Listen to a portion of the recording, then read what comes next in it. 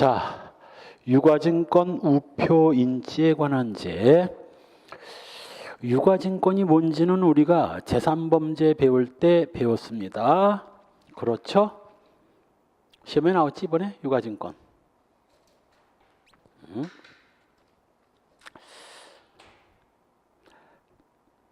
재산범죄나 이 문서에 관한 죄는 내용도 어려운데 시험에 강의도 안 들은 학생이 나온지 안 나온지 어떻게 알았겠냐고.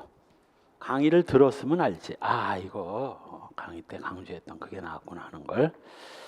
자, 행사할 목적으로. 그러니까 요거 잠깐 보기 전에 지금까지 우리가 통화에 관한 죄를 쫙 배웠는데 아까 본 것처럼 여기엔 뭐가 없다?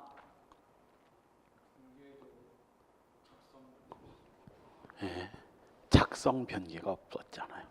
위조 변조만 있고 작성죄 변개죄라는 범죄가 없었지. 그런데 이제 유가증권에 관한 죄로 넘어오면 자 봅시다. 행사할 목적으로 유가증권을 위조 변조 또는 뭐 허위 작성하거나 이제 작성죄 무형위조가 나오기 시작합니다. 위조 변조 허위 작성된 유가증권을 행사 수입 수출하는 범죄입니다. 당연 보호법익은 유가증권에 대한 신용이고 정도는 추상적 위헌범입니다. 유가증권 위조 변조죄 행사할 목적으로 대한민국이나 외국의 공채증서 기타 유가증권을 위조 변조함으로써 성립하는 범죄입니다. 다음 페이지에 객체는 대한민국이나 외국의 공채증서 기타 유가증권이고 공채증서는 국가나 지방자치단체에서 발행하는 국채나 지방채를 말하고요. IMF 때 국채를 120조 원인가 발행해가지고 그때 뭐 소위 IMF를 극복한다고 망해가는 은행 뭐 살려주고 난 반대야. 내버려도 은행이 망하던 조선소가 망하던 GM 대우가 망하던 국민 세금 갖다 꼬라박지 말라고 차라리 그 돈으로 뭐 나눠줘 일반인한테. 그때 국민이 이 공적자금 조성해서 국민 세금 혈세를 갖다 투입해서 살려놓은 기업이나 은행이 뭐야? 국민을 위해 산 게 뭐가 있습니까? 개뿔 아무것도 없지. 반대입니다. 망하든 말든 그게 자본주의 아닙니까?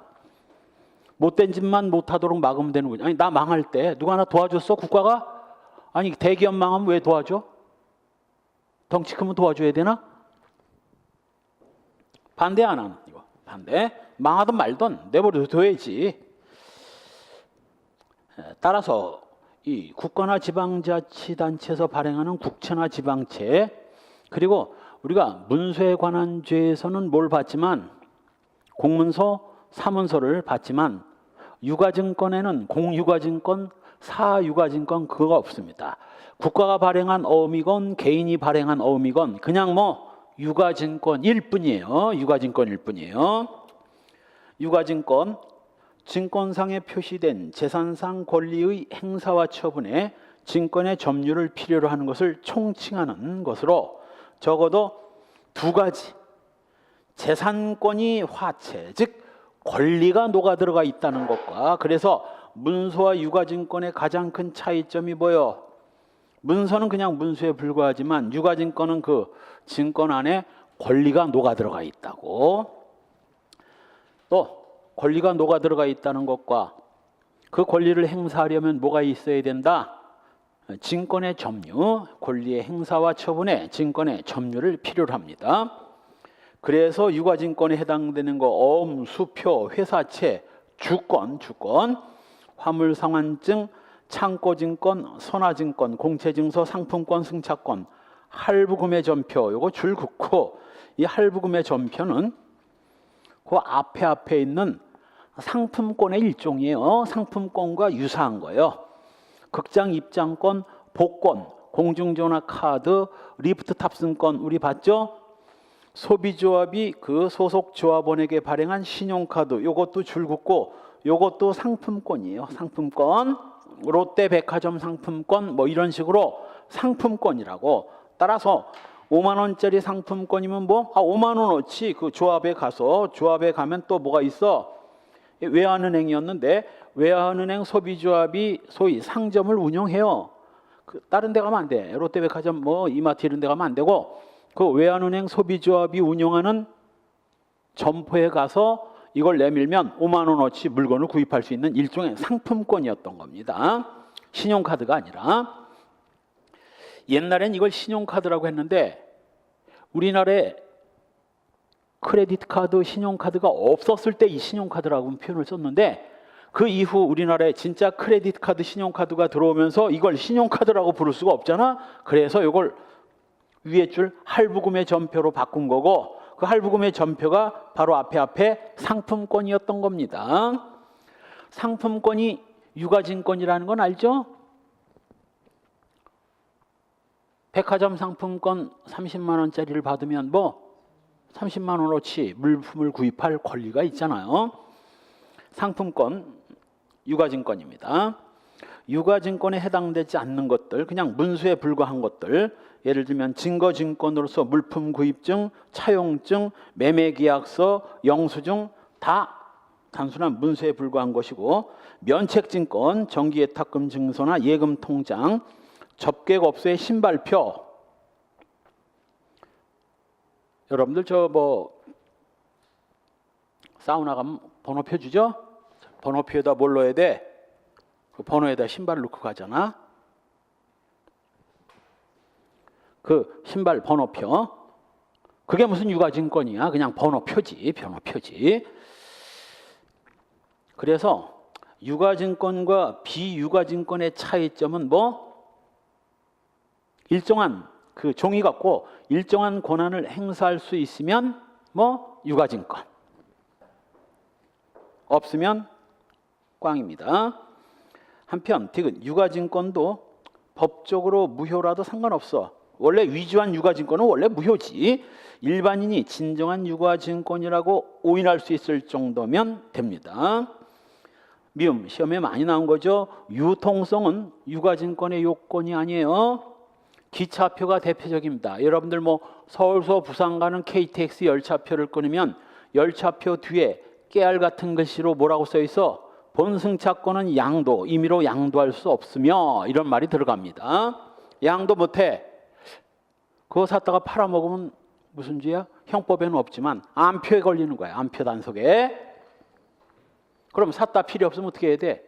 환불을 받는 거야. 나 가려고 그랬는데 필요 없다 하고 그 발매 창구에다 도로 갖다 주고 뭐 환불을 받아야지. 이걸 따르는 사람한테 팔아먹으면 더 받으면 이제 암표가 되는 거야. 더 받으면, 돈을 더 받으면. 그러니까 시골에 추석 때 내려갈 때 암표가 극성이었습니다. 옛날에 5만 원짜리 KTX 표를 갖다 뭐 8만 원, 10만 원에 팔았거든. 그때는 뭐 KTX도 없었고 그냥 새마을호, 무궁화호 그런 열차 승차권이었지만, 따라서 열차 승차권은 남한테 양도를 할 수 없으므로 유통성은 없지만 엄연히 뭐 유가증권입니다. 또 심지어는 문방구 약속어음 용지로 작성된 어음도 요거 뭐 문방구 약속어음이라고 허접한 거 아닙니다. 딱 보면 그냥 거의 진짜처럼 생겼어. 따라서 문방구에서 파는 약속어음에다가 글씨를 써가지고 어음을 완성했다 할지라도 일반인이 봤을 때 충분히 진짜라고 인식할 수 있을 정도면 이거 유가증권 위조된다고요. 한편 허민 명의의 유가증권은 이건 옛날부터 유가증권 위조 변조됐어요. 문서에 있어서는 이제 사자 명의의 문서의 경우 공문서는 되지만 사문서는 안 됐었는데 이것도 되는 거로 바뀌었지. 이번에 시험에 나왔어. 그 다음에 바로 아래 판례 한국외환은행 소비조합이 소속 조합원에게 발행한 신용카드. 이건 내가 뭐라고 그랬어요? 상품권의 일종이라고 그랬습니다. 이거 유가증권이지만 이 진짜 신용카드, 크레딧 카드 이건 유가증권 아닙니다. 신용카드는 이건 유가증권 아니죠. 이건 유가증권 아닙니다. 또 3번 카드 1년 번호식 국제 전화카드. 요거 유가증권이 아니라고 했는데 이게 소위 이제 후불식 전화카드 이런 것들은 유가증권 아닙니다. 자, 옛날에 이제 이 휴대폰이 보급되기 전에 나처럼 지방을 많이 다니는 사람은 공중전화 카드를 사용했어요. 3,000원짜리, 5,000원짜리, 10,000원짜리 있었어요. 난 10,000원짜리 샀어. 워낙 지방을 많이 다녀가지고 지방에서 자면서 집에다 가끔 전화를 해야 되니까. 요 청자, 원앙형 향로 청자 모양이었습니다. 원앙형 향론전, 자기가 청자 문양이었어요. 요거 유가증권 2단이다. 유가증권이야. 3,000원어치, 5,000원어치 전화를 걸 수 있는 권리가 있잖아. 그리고 그걸 주소 가진 사람이 이거 뭐 쓸 수 있어 없어? 있어. 써도 돼. 단 주소 쓸 때 뭐 임자한테 돌려주지 않으면 점유이탈물 횡령죄. 남의 걸 훔쳐서 사용하면 이건 절도죄만 되고 사용하는 부분은 죄 안 돼요.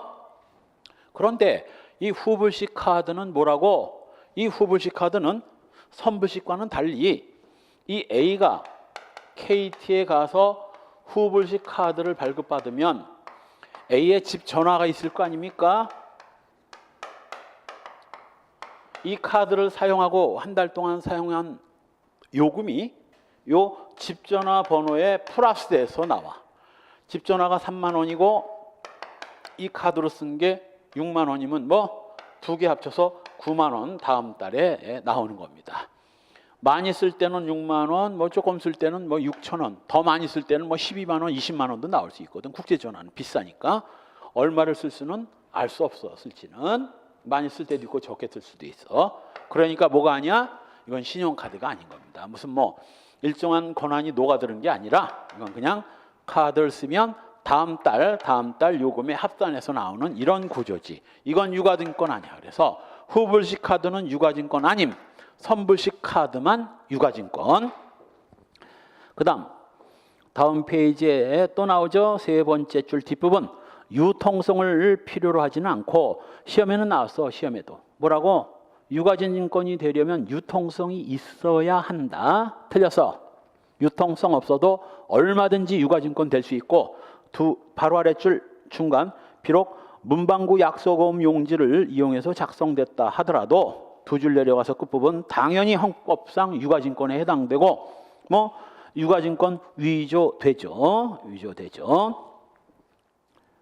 그다음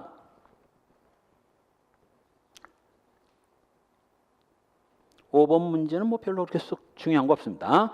행위 위조 변조고 위조란 뭐라고? 권한 없는 자가 타인 명의의 유가증권을 만들어내는 거고 변조는 진정한 유가증권에 손을 대야 되는 겁니다. 따라서 애당초부터 뭐 위조된 유가증권이라면 변조란 있을 수 없어요. 변조가 뭐라고? 정상적인 문서 유가증권 통화에다가 정상적인 것에다 손을 대야 되기 때문에 처음부터 비정상적인 것에 손을 댔다면 이건 유가증권 위변조는 나올 수 없어요. 딱 하나를 제외하고는. 그런 예외를 알아야 되는 거야. 그런 예외를. 딱 하나. 뭐? A가 간명의에 약서금을 만들어 위조해가지고 B한테 줬는데 이게 무슨 죄야? 다르면 위조, 유가증권 위조. 물론 갑의 허락을 받았다면 아니지만 갑 허락 없이 A가 간명의 어음을 만들었다면 볼 것도 없이 유가증권 위조지. 그런데 위조된 유가증권은 또 위조가 불가능하지만 요거 하나만 된다고. 이때 B가 A가 뭐라고? 금액이 백진 상태에서 어음을 위조해서 줬는데 여기다가 뭐 10억이라고 기입을 해서 이 백지 어음을 완성을 했다면 얘도 유가증권 위조고 얘도 유가증권 위조야. 이런 경우를 제외하고는 유가증권 위조 안 됩니다. 예를 볼까? A가 B한테 간명의 약속어음 1억짜리를 위조해 줬어요. B가 A한테 이걸 건네받은 다음 뭐 아이고 애자식 간떼기 하고는 1억이 뭐야 장난 아니야. 이 기양 위조하는 거 이거 10억이라고 고쳤습니다. B 유가증권 변조돼요 안 돼요? 안 돼, 안 돼. 이건 안 돼. 처음부터 위조된 유가증권은 변조라는 건 있을 수 없어. 이런 백지어음을 완성하는 이런 경우를 제외하고는 위조된 문서나 유가증권은 또 위변조 있을 수 없어요. 명심해요. 또 어떤 정신산 나간 사람이 또 학생이 강의를 듣고 나한테 얘기를 해서 내가 알았지. 그 사람 강의를 내가 들었어, 몰랐어. 아, 이 위변조된 유가증권도 원래 위변조가 또 된다, 이딴 소리를 했다는 거야. 그러니까 그 친구도 뭘 모르는 거야? 원칙과 예외를 모르는 거야. 원칙과 예외를 모르면 머릿속이 뭐 뒤죽박죽이 되는 거야. 뭐가 원칙인지 모르니까. 원래 위변조된 문서나 유가증권은 절대 또 위변조라는 건 있을 수 없어. 딱 하나, 덜 완성된 유가증권, 위조된 유가증권에 완성을 했다면, 이건 이제 덜 완성된 걸 완성을 했으니까 이런 경우를 제외하고는 절대 위변조, 심지어는 공문서에 있어서 허위 작성된 공문서도 위변조 안 되는 거예요. 시험에 나왔어. 이것도 폐기물 반납증.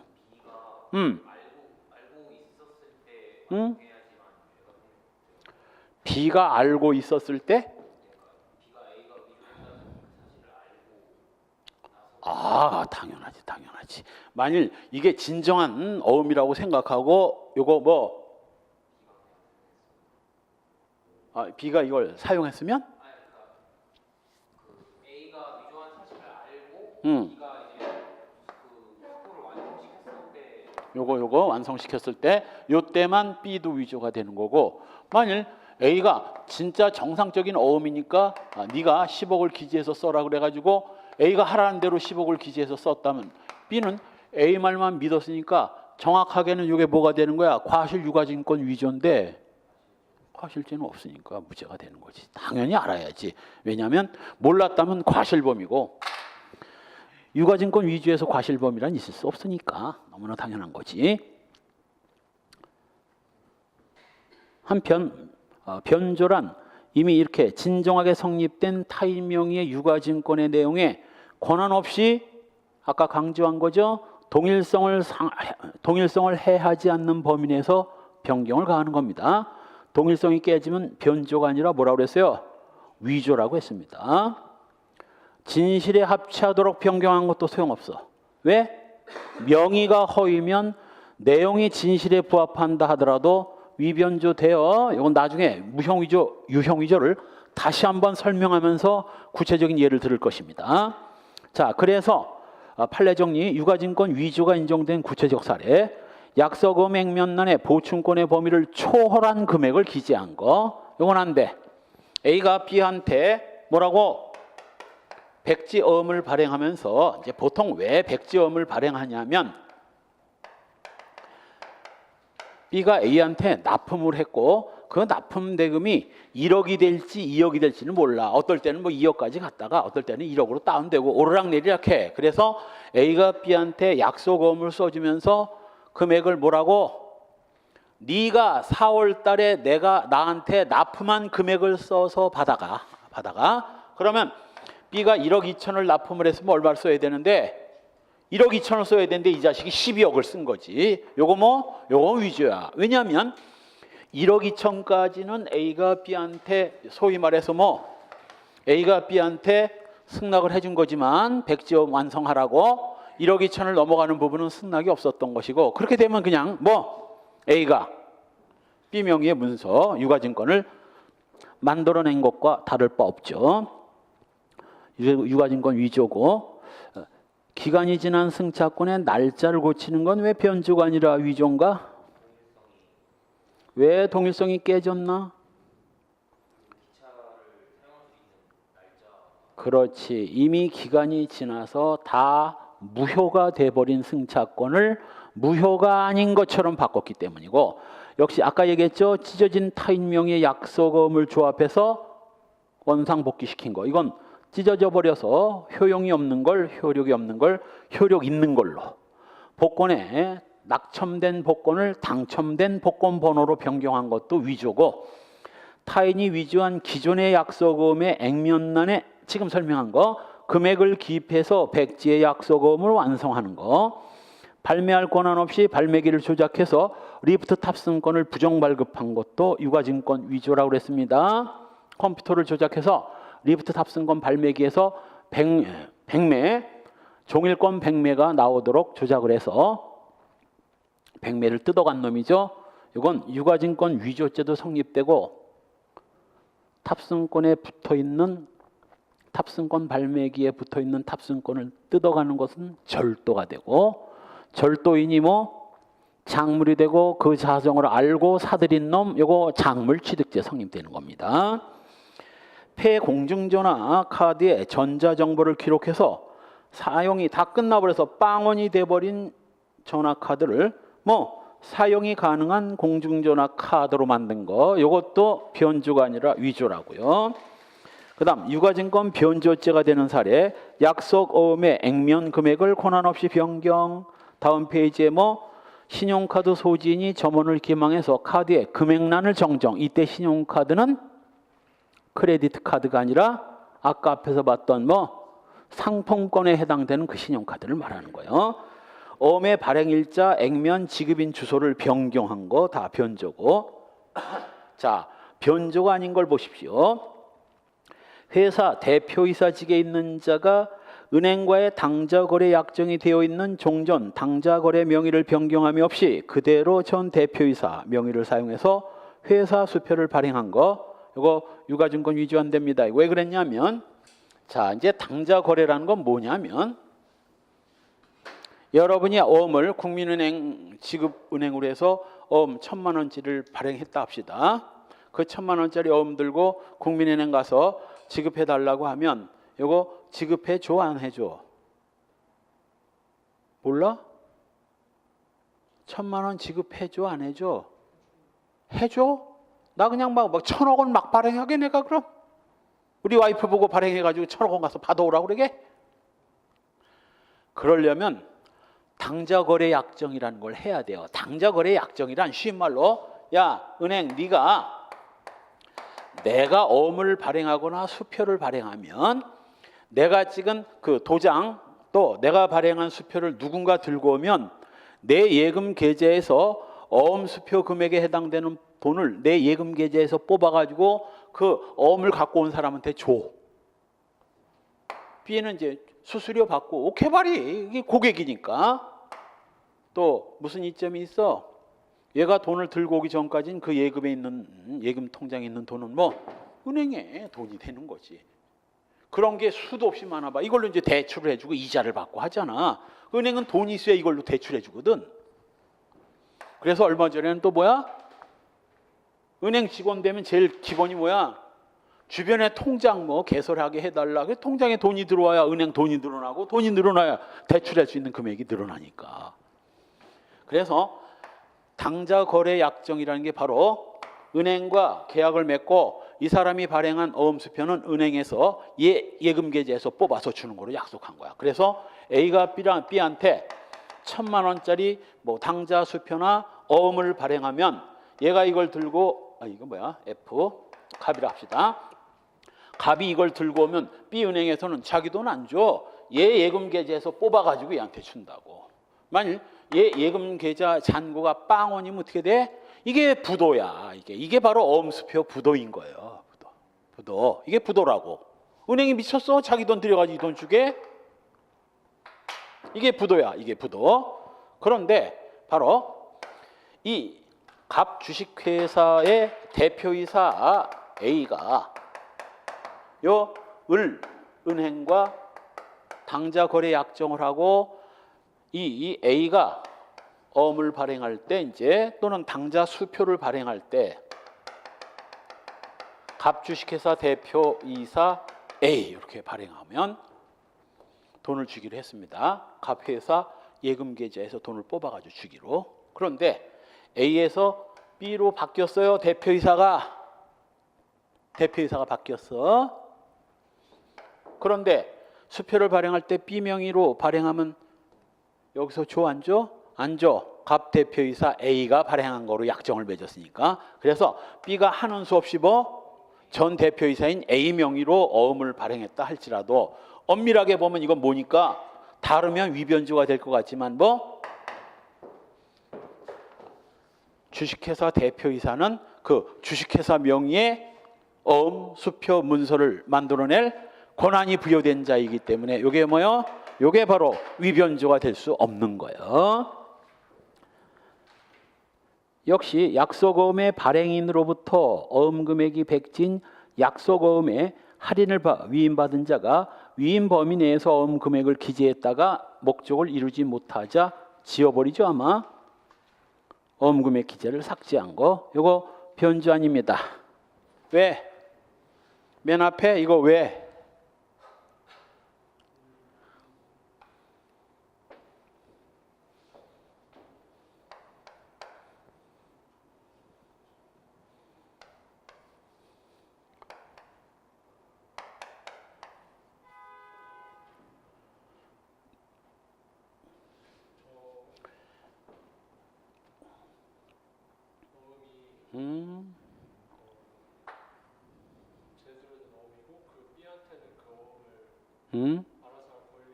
그렇지. A가 백지음을 발행하면서 B한테 뭐 할인을 부탁한 거야. 그러니까 B는 A가 이제 부탁하면서 얼마 정도면 네가 할인해 주겠냐? 1억 정도면 내가 하는데 1억 정도는 하는데 확실하게 장담 못해. 1억까지는 최대한 할 수 있는데 뭐 전주들 사정도 봐야 되니까 최대 1억까지는 할 수 있는데 안 되면 5천 정도밖에 못해. 난 최대 1억까지 하고 싶은데 그러니까 1억까지 할지 못할지를 모르니까 액면을 100줄에서 주면 내가 그분 찾아가서 전주 찾아가서 얼마나 될지 확인해 본 다음 뭐 그 금액을 기입해서 8천이면 8천, 1억이면 1억, 5천까지면 5천만 할인을 할게. 그래서 A로부터 뭐 승낙이 있었던 거야. 해달라고 부탁을 해서. 그래서 B가 이걸 들고 가서 전화를 할 때는 갑이 뭐라고 했는데 8천까지는 해줄게 라고 했는데 그래서 B는 신나서 뭐라고 8천이라고 기입하고 갑한테 갔더니 며칠 만에 갑이 변심을 해가지고 야야야 요즘 뭐 남북 정상회담이다 뭐다 해가지고 골치 아파 지금 이럴 내 정신이 없다 너 도로 가져가 안 돼. 그랬더니 뭐 8천을 기입했다가 이걸 다시 싹 지운 다음에 A한테 돌려준 거야. 기입하는 것도 뭐 권한을 위임했고 기입했으니 뭐 지울 권한도 위임된 거지. 기입했다 지운 거 이거 뭐 죄 안 돼요. A의 승낙이 있었기 때문이야. 그렇다면 그 다음 판례 타인에게 속한 자기 명의의 유가증권에 무단히 변경을 가했다 할지라도 손괴죄가 될 수 있어도 뭐 유가증권 변조죄는 안 된다. 왜? 자기 명의의 문서 유가증권에 자기가 손을 댔으니까. 자기 명의의 유가증권에 자기가 손을 댔으니까. 그러니까 내가 이 문서 손괴죄 설명할 때 설명했잖아. A가 유가증권 1억을 B한테 교부했다가 야, 그거 뭐 기재가 좀 잘못된 것 같은데 하고 1월 10일 요 지급기를 뭐라고 11월 10일로 살짝 손을 댔다면 이거 뭐 같으면 변개인데 유가증권 변개죄라는 범죄는 아예 없어요. 사문서 변개죄도 없듯이 유가증권 변개죄라는 범죄가 아예 없다고. 그러니 이게 B의 A가 발행한 B의 어음이라면 인간이 손을 대는 바람에 어음이 망가진 거지 뭐 손괴죄가 되는 거라고. 손괴죄. 그러니까 원리를 깨닫기가 조금 힘들어서 그렇지 원리를 잘 깨달으면 판례를 읽으면서 신나. 왜? 외우지 않아도 되니까. 이런 건 시험장에서 쫙 보면 이건 어떻게 해서 안 된다 된다를 다 아니까. 4번 갑이 백지의 약속어음에 액면란 등을 부당 보충해서 위조한 후 을이 갑과 공모해서 금액란을 임의로 변경한 사안에서 을은 유가증권 변조된다 안 된다? 안 된다. 왜?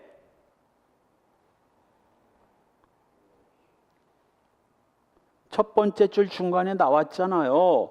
액면란 등을 부당 보충하여 위조한 후 그 위조된 유가증권에 을이 손을 댔다고 내가 여러 번 얘기했잖아. 한번 위변조된 건 또 위변조라는 건 있을 수 없다고.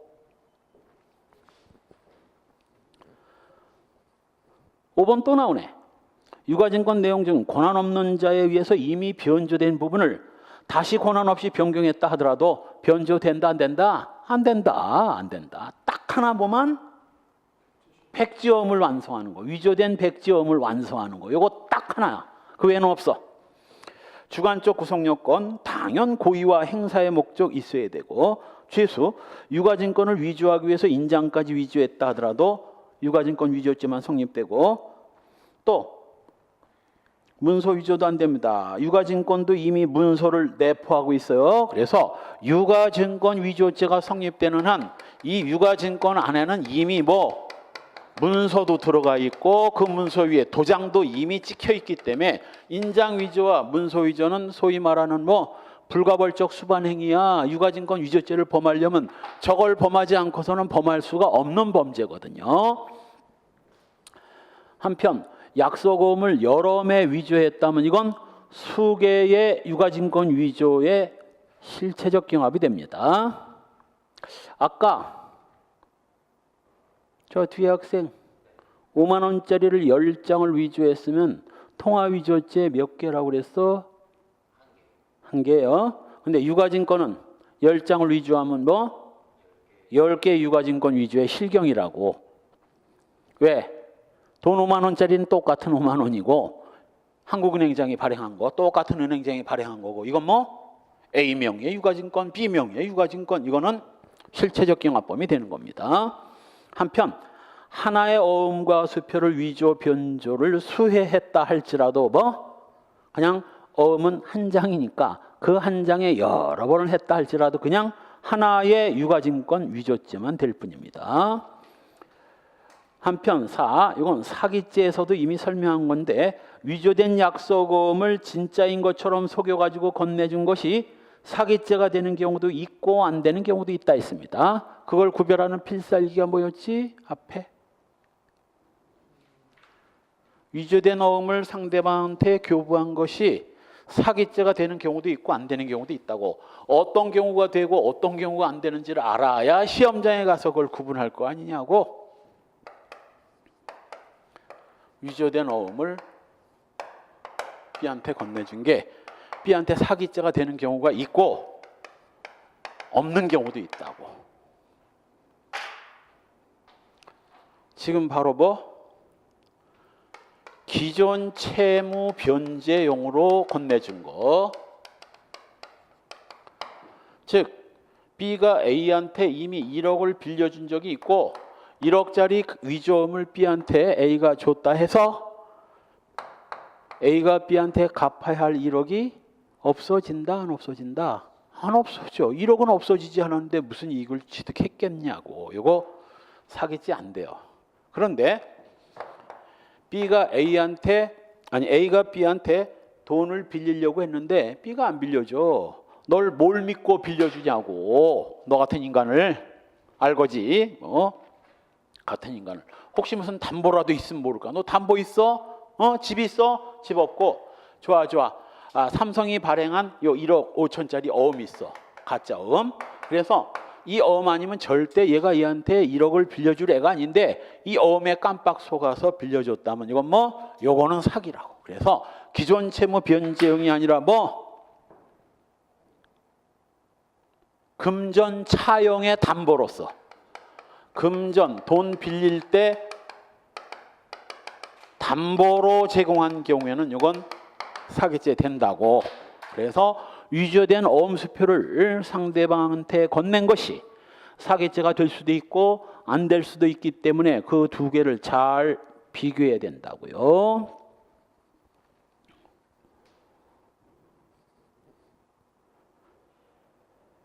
한편 세 번째 줄 중간 그러나 어음이 지급기일에 결제되지 않으리라는 점을 예견했거나 지급기일에 지급될 수 있다는 확신도 없으면서 그러한 내용을 수취인에게 고지하지 않고 이를 속여서 할인을 받았다면 사기죄가 성립한다. 쉬운 말로 부도 날 어음 부도 안 날 거라고 뻥쳐가지고 할인을 받았다면 이건 사기죄가 됩니다. 다음 페이지에 유가증권 기재의 위조 변조. 이건 유가증권이 아니라 유가증권의 부수적 기재사항. 예를 들면 여러분들이 어디 가서 10만 원짜리 수표를 쓰면 뭐 그 상점에서 뭐라고 합니까? 배설을 해달라고 하지. 근데 이렇게 못된 건 빨리 퍼져. 배설하고 해야지 이설하고 하면 안 되거든. 이설은 일본식 한문이고 우리나라 말로 치면 등배자를 써가지고 배설하고 해야 되는데 배설한 말은 점점 줄어들고 다들 이설하고 그래. 아마 이서가 발음이 좀 편한 모양이지. 배서가 정확한 말입니다. 자, 바로 그 수표에다가 자기 이름과 연락처, 주민등록번호 등을 적도록 돼 있지 않습니까? 요게 배서거든. 만일 A가 갑은행, 국민은행 을 지점장이 발행한 10만 원짜리 수표를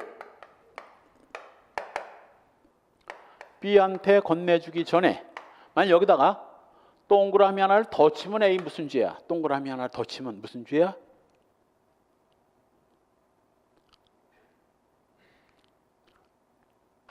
응?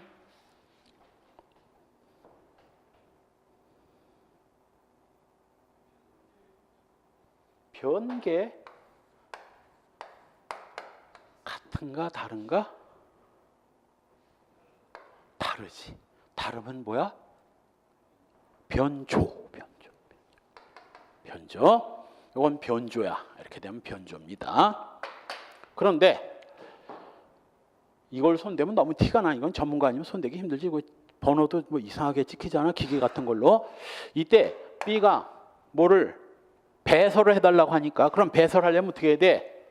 수표를 뒤집어 가지고 여기다 누구 이름을 A 이름과 A 연락처를 써야 되는데 이 인간이 여기다가 뭐 F 이름과 F 연락처를 적었다면 이건 뭐 요게 바로 뭐 어음에 손을 댄 건 아니고 자기 앞 수표에 손을 댄 건 아니고 그 밑에 배설할 때 배설을 짜가로 했으니까 요게 바로 기재의 위조가 되는 거예요. 기재의 위조. 기재 사항을 위조한 거고 혹시 A가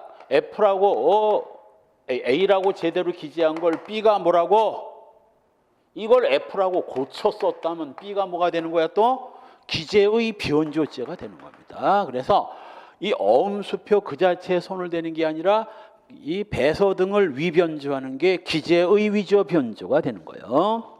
그래서 기재 위조 변조란 세 번째 줄 배서, 인수, 보증과 같은 부수적 증권행위의 기재사항을 위변조하는 걸 말하는 겁니다. 자, 1번 이제 알아야 돼. 어음 발행인이라 하더라. 이건 아니다. 알아야 되는 게 아니라 이건 예외입니다. 어음 발행인이라 하더라도 어음상의 권리 의무를 가진 자가 있는 경우에는 이러한 자의 동의를 받지 아니하고 어음의 기재 내용에 변경을 가했다면 이거 변조로 봐야 될 것이다. 자, 지금까지 내가 설명한 건 좀 달라. 상황이 좀 다르게 나왔죠. A가 A 명의의 어음에다가 자 B가 이걸 손을 대면 무슨 죄? 변조. A가 손을 대면 뭐?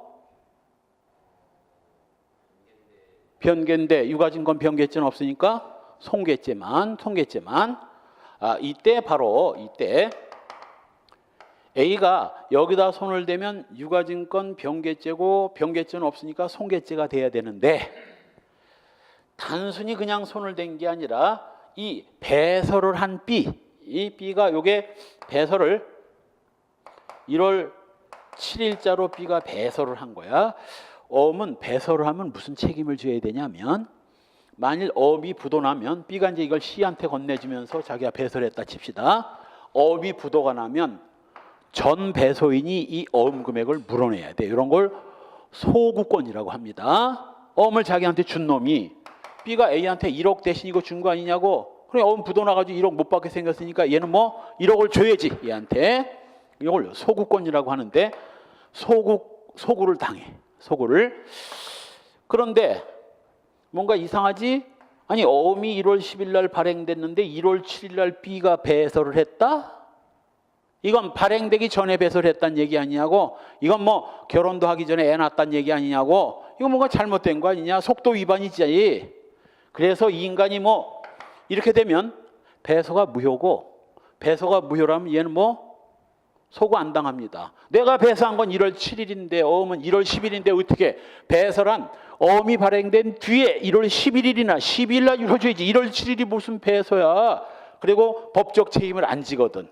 그래서 이놈이 요 날짜를 뭘로 1월 6일로 살짝 바꿨다면 이건 원칙적으로 뭐 자기 명의의 어음에다 자기가 손을 댔으니까 원래 병계지만 그로 인해서 얘한테 뭐 소구권을 발생시켜 버렸기 때문에 이것만은 변조죄 인정했어.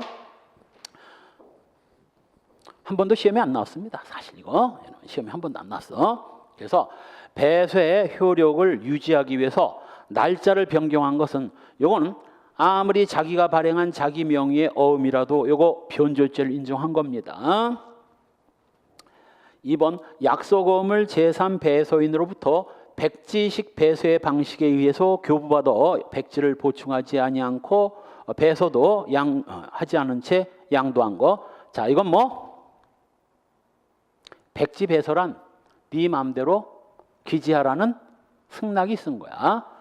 백지어음이라는 게 뭐야? A가 B한테 백지어음 발행하면 B 보고 뭐 하라고? 백지에다 네가 네 마음대로 쓰라는 거 아니냐고. 똑같아. 그래서 배서를 백지로 위임했다면 이건 뭐 네 마음대로 배서하라는 뜻이기 때문에 이건 승낙을 받은 겁니다. 따라서 승낙을 받았다면 마지막 줄 소정의 유가증권 위조 변조는 안 되는 겁니다. 뭐가 되는 거야? 무형위조가 되는 거지. 승낙을 받았으니까. 그 다음 작용모형에 의한 유가증권 작성죄. 예, 이것도 조금 중요한 범죄입니다. 자, 봅시다. 갑주식회사의 대표이사는 A였는데 이건 2017년 12월 31일까지였고 2018년 1월 1일부로 이거 B 대표이사가 취임을 했어요. 그리고는 3월 17일 날 만일 퇴임한 지금 현재 대표이사는 누구야? B지. 갑주식회사는 대표이사는 B지. 오늘 날짜로 할까? 예. 4월 25일. 그런데 A 인간이 만일 요 갑주식회사 대표이사 B 명의로 10억짜리 어음을 발행했다면 모르기만 해봐. 이거 A 무슨 죄야? A 무슨 죄야? 유가증권 위조. 유가증권. 이건 볼 것도 없이 유가증권 위조야. 그런데 이 인간이 갑주식회사 대표이사 B가 아니라 4월 25일자로 갑주식회사 대표이사 A 명의로 10억짜리 어음을 발행한 거예요. 자, 그러면 뭐야? 일단은 위조가 될 수 없다는 건 알겠지? A가 A 자기 명의로 어음을 발행했으니까 위조는 아니고 그 대신 지금 A는 갑주식회사의 대표 자격이 있어요, 없어요? 잘렸잖아.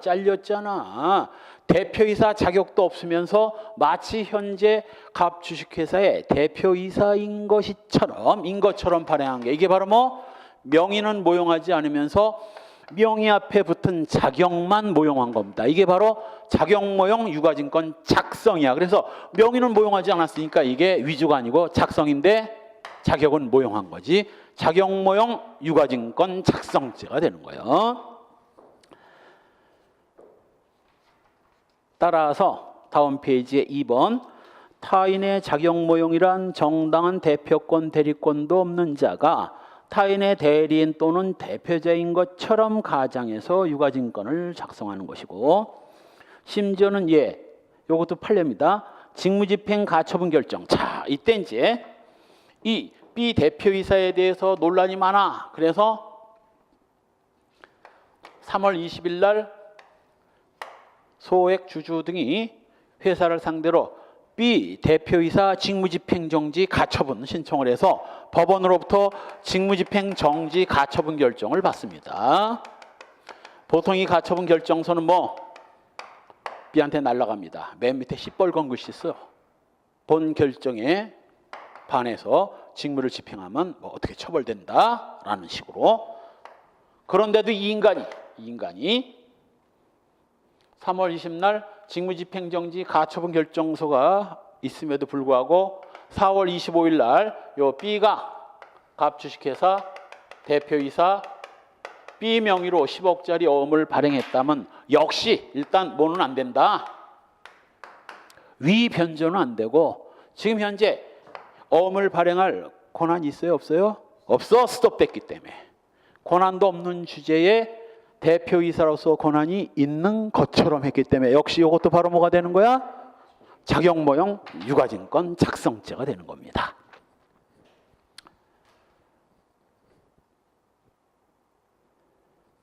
따라서 직무집행정지 가처분 결정을 받은 대표이사가 또는 대표이사직에서 물러난 자가 대표이사처럼 어음을 발행하는 거죠. 뒷부분 설명이 약간 틀렸어. 그렇죠? 잘 몰라서 그래. 대표이사 명의가 아니라 뭐 대표이사인 것처럼 명의가 아니라 명의는 위조 안 했잖아. 명의 대표이사 명의가 아니잖아. 지금 현재 대표이사 명의로 발행하면 그 위조고 명의는 자기 명의인데 뭐 대표이사인 것처럼 이렇게 해야 정확한 거지. 대표이사인 것처럼 어음을 발행한 거. 또 3. 대리권, 대표권 있는 자가 권한을 남용해서 본인이나 회사 명의로 유가증권을 발행한 경우는 이거 배임죄나 허위 유가증권 작성죄가 성립할 뿐 작용모형 유가증권 작성죄는 성립하지 않는다. 자, 예를 들면 바로 직무집행정지 가처분 결정을 받지 않은 대표이사라면 뭐 어음 발행할 권한이 있죠. 그런데 B가 어음을 발행하려면 을 회사로부터 예를 들면 10억 원어치 납품을 받았다든가 이럴 때는 뭐 납품 대금을 결제해 줘야 되니까 10억짜리 어음을 발행해야지. 그런데 자기 애인 을류한테 갑회사 어음을 10억짜리를 발행해버립니다.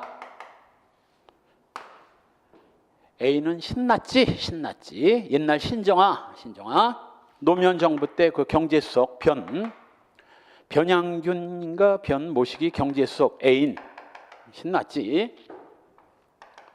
얘는 어음 들고 은행 가면 회사 돈 빼서 얘한테 어음 지급을 해줄 테니까 얘는 신났지만 회사가 뭐 된 거야? 10억을 1억을 또는 10억을 지불해 줘야 할 의무가 생겼잖아요. 이게 바로 뭐야? 배임죄. 돈을 뽑아서 줬다면 이건 뭐가 돼? 이건 횡령이겠지만 어음을 발행함으로써 주식회사에다는 10억을 지급할 의무를 발생시키고 얘는 10억을 받아낼 수 있는 권리를 줬으니까 이게 배임이라고. 허위 유가증권 작성죄 된다 안 된다? 안 된다. 자격도 있고 뭐 명의도 맞으니까 이건 허위 유가증권 작성죄는 안 되는 거예요. 한편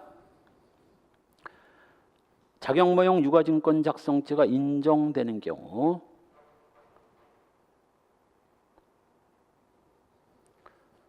주식회사 대표이사로 재직하던 피고인이 대표이사가 타인으로 변경됐음에도 이전부터 사용해오던 피고인 명의로 된 대표이사 명판 요거 대표이사인 것처럼 요거 발행한 거 요거 작용모형 유가증권 작성죄고 또 직무집행 권한이 없게 된 뭐 권한이 없어지는 경우 여러 가지가 있습니다. 그중에 대표적인 게 조금 아까 봤던 뭐 법원으로부터 직무집행 정지 가처분 결정을 받았다든가 이런 경우가 바로 뭐 작용모형 유가증권 작성죄가 되는 거고 그다음 허위 유가증권 작성죄는 똑같죠.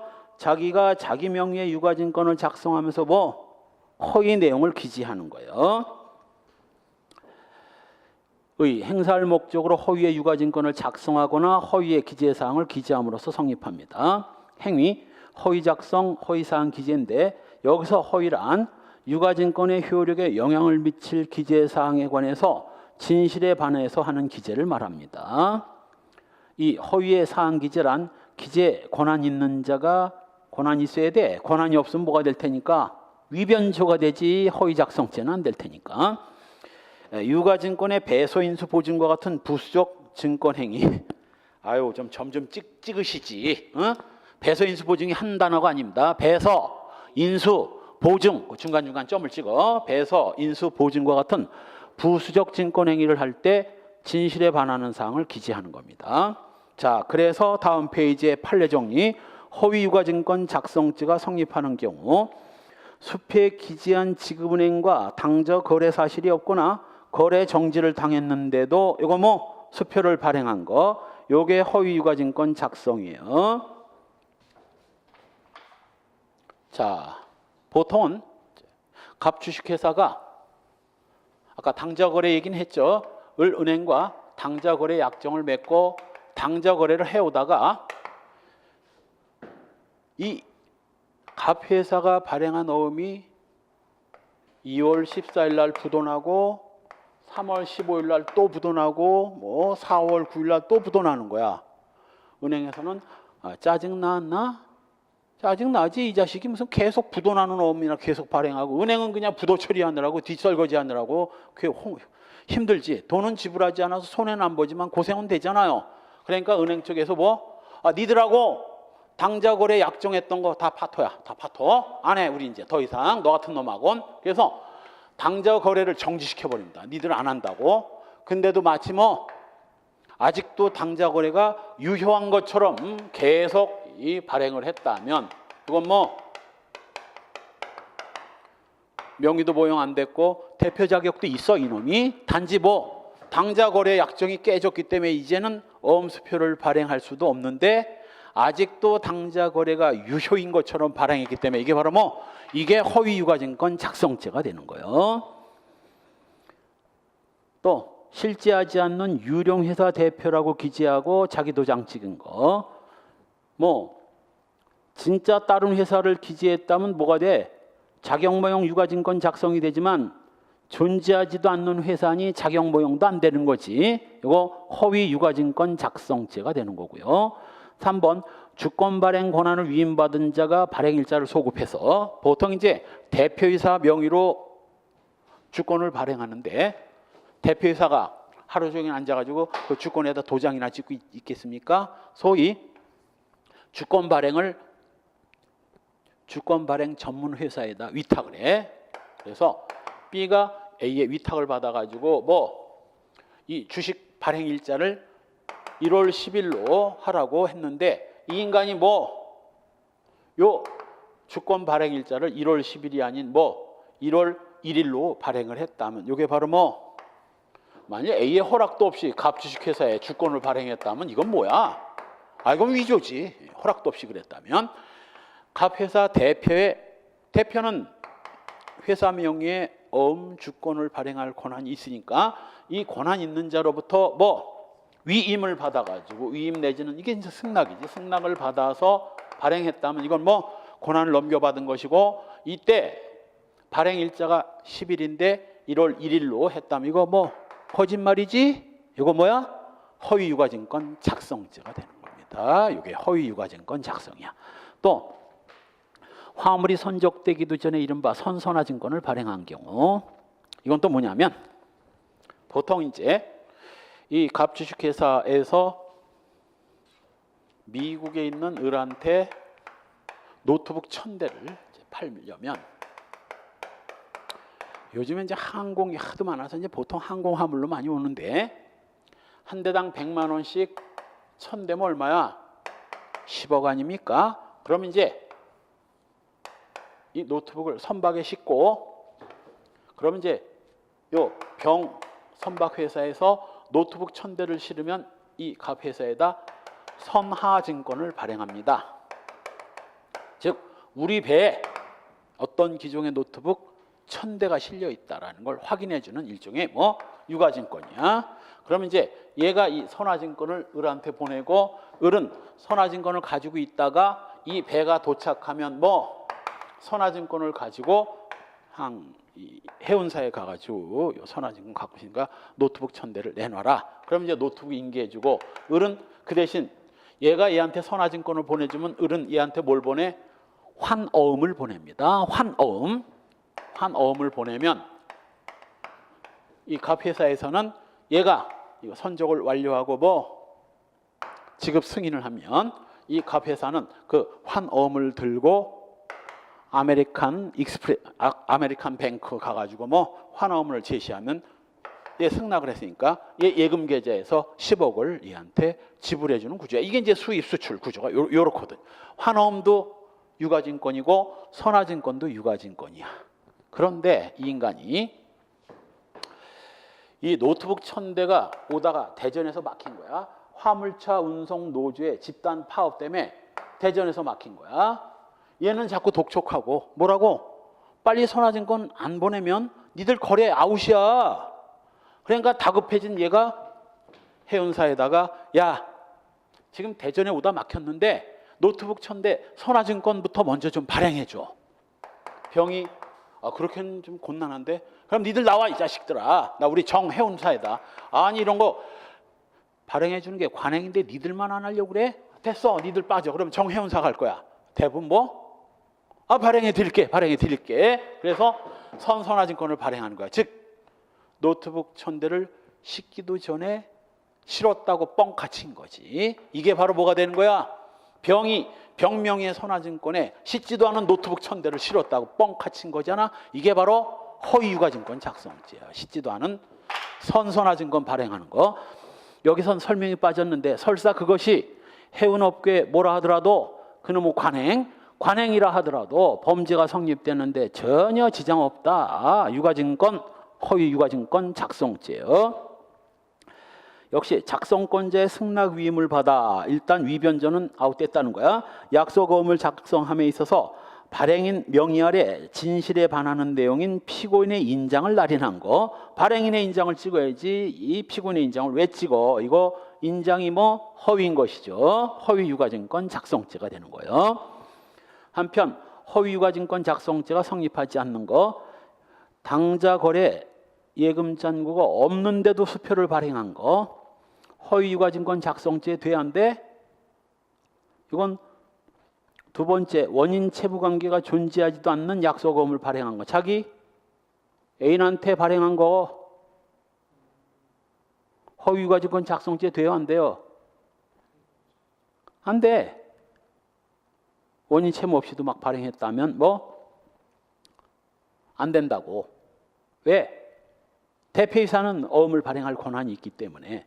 단지 뭐 회사는 그 바람에 애인한테 10억 원을 줘야 할 의무가 생기니까 배임죄는 될 수 있어도 허위 유가증권 작성은 안 된다고.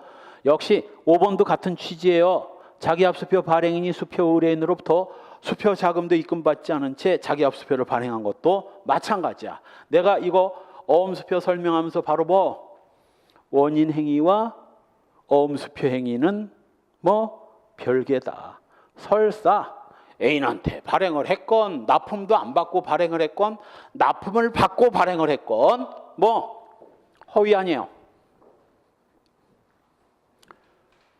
3번 주권 발행 전에 주식을 양도한 자에게 주권을 발행한 경우.